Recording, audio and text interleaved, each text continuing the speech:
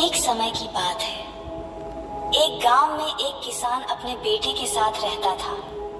वह जीवन के कठिन से कठिन परिस्थिति में शांत और पॉजिटिव रहता और हमेशा यह कहता, जो होता है अच्छे के लिए होता है, बस ईश्वर पर विश्वास रखो। उसके पास एक घोड़ा भी था जिससे वह बहुत प्यार करता था और उस घोड़े को अपनी परिवार का सदस्य मानता था।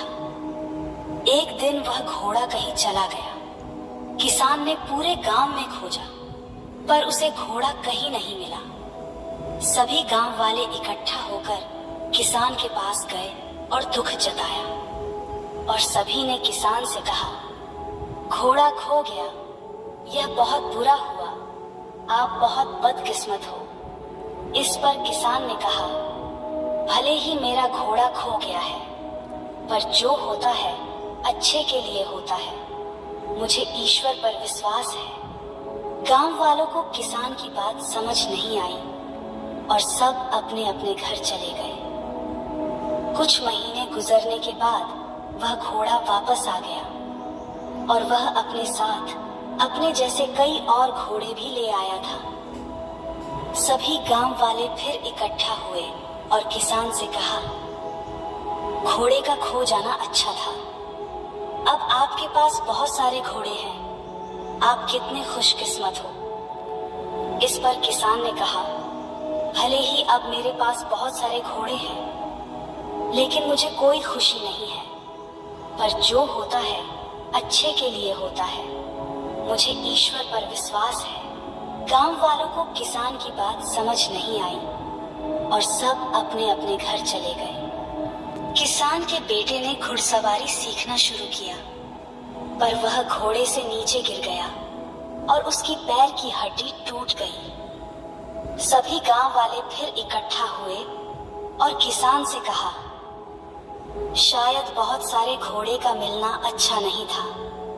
इसके कारण आपके इकलौते बेटे की टांग टूट गई। आप बहुत बदकिस्मत हो। जो हुआ बहुत बुरा हुआ।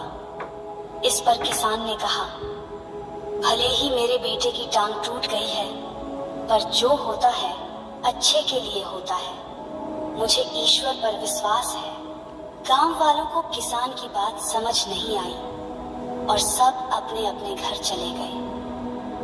कुछ समय बाद राज्य में हमला हो गया। राजा की सेना कम पड़ने लगी, इसलिए राज्य के सभी जवान लड़कों को सेना में भर्ती होना पड़ा।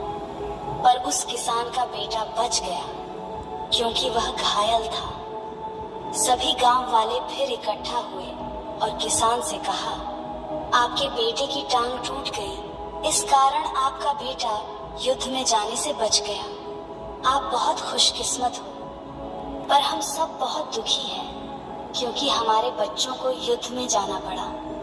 अब हमें नहीं पता वो वापस आएंगे भी या नहीं। हमने आपको जीवन के कठिन से कठिन परिस्थिति में भी शांत और पॉजिटिव रहते देखा है। आप ऐसे कैसे कर लेते हैं? ये सुन उस किसान ने कहा, हमेशा खुश, शांत और पॉजिटिव बने रहने के लिए दो चीजों का ज्ञान होना जरूरी है। पहला, लोगों की बातों को ज्यादा ध्यान मत दो, क्योंकि लोगों की बातों को ध्यान देने का मतलब अपने खुशियों की रिमोट कंट्रोल दूसरों के हाथों में देना है। यदि लोग आपकी तारीफ करेंगे तो आप खुश हो जाएंगे और बुराई करेंगे तो आपको गुस्सा आएगा।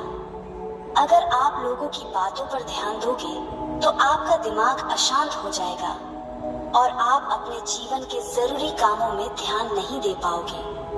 और दूसरी बात, कभी भी किसी घटना को अच्छा है या बुरा है नहीं कहना चाहिए, क्योंकि जिस प्रकार किसी पुस्तक के केवल एक वाक्य को पढ़कर यह नहीं बताया जा सकता कि पूरी पुस्तक अच्छी है या बुरी, उसी प्रकार जीवन के किसी एक घटना को देखकर यह नहीं बताया जा सकता कि पूरे जीवन के लिए वह घटना अच्छी थी या बुरी, क्योंकि आज अच्छी लगने वाली घटना कल बुरी साबित हो सकती है और आज बुरी लगने वाली घटना कल अच्छी साबित भी हो सकती है।